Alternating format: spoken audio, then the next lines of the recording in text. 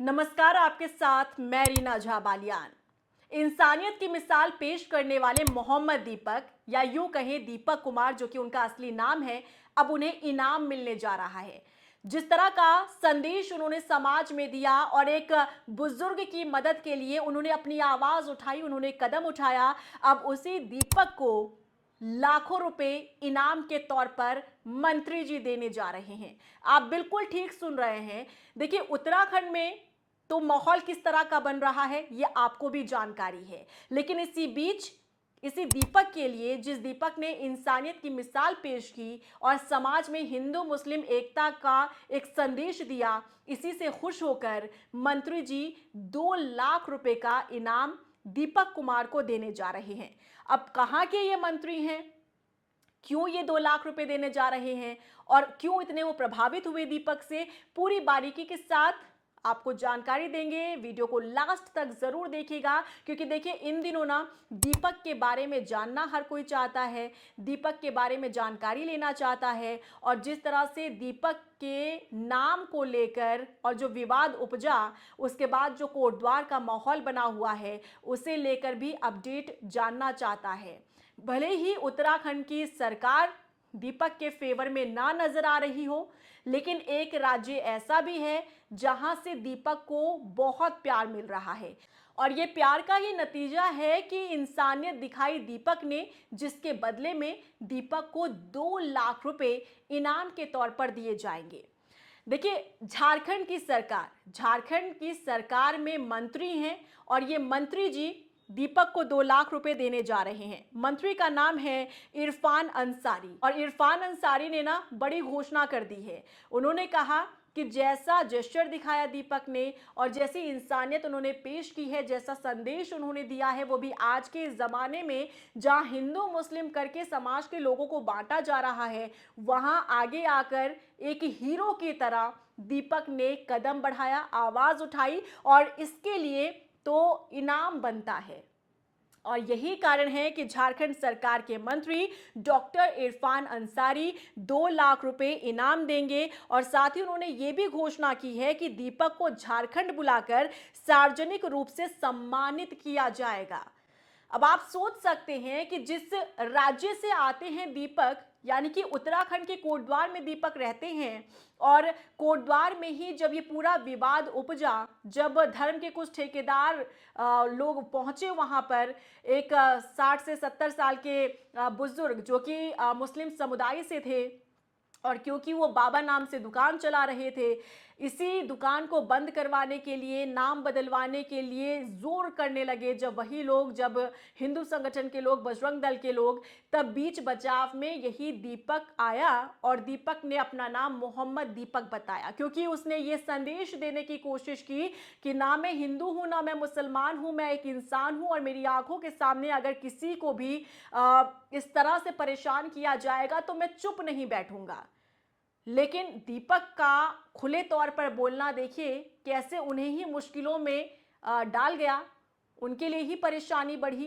क्योंकि हमने ये देखा कि 31 तारीख को भी बजरंग दल के कार्यकर्ता कोटद्वार में बड़ी भीड़ लगाते हैं, देहरादून से भी पहुंचते हैं कोटद्वार में, वहां पर जाकर एक तरीके से परेशान करने का काम करते हैं दीपक को और उनके जिम को तोड़ने की कोशिश करते हैं।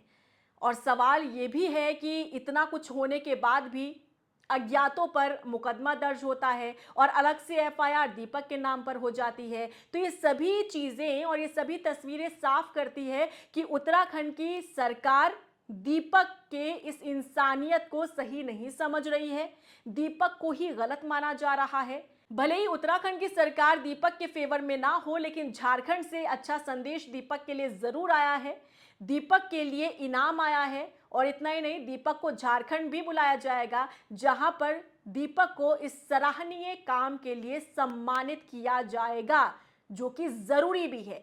क्योंकि जब एक ऐसा शख्स आगे आएगा, जब दूसरों के लिए आवाज उठाएगा, तो बाकी और भी लोग समाज में मोटिवेट होते हैं।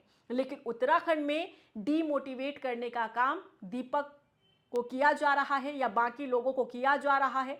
यह बताने की कोशिश की जा रही है कि दीपक ने जो कुछ किया वो गलत था।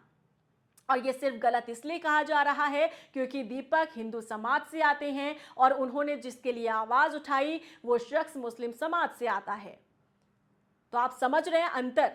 झारखंड की सरकार उसी शख्स को उसके सराहनीय कार्य के लिए 2 लाख रुपए इनाम देने जा रही है, लेकिन वही उत्तराखंड सरकार या उत्तराखंड जिस राज्य में रहते हैं दीपक, वहां की सरकार उन्हें ही एक आरोपी के तौर पर देख रही है।